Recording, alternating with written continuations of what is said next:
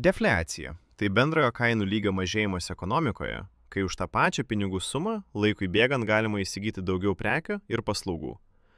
Nors iš pirmo žvilgsnio tai gali atrodyti palanku vartotojams, defliacija dažnai signalizuoja apie gilesnės ekonominės problemas, tokias kaip sumažėjusi paklausa ar lėtėjantis ekonomikos augimas.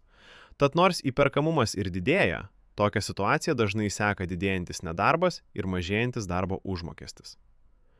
Pagrindinė defliacijos rizika slypi jos poveikyje vartotojų ir verslo elgsenai.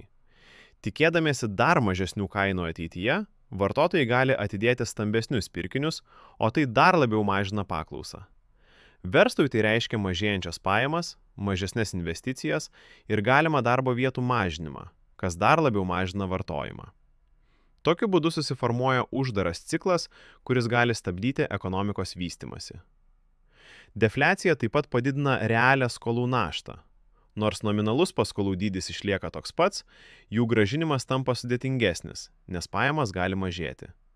Tai ypač pavojinga tiek namų ūkiams, tiek įmonėms, tiek ir daug įsiskolinusiams valstybėms.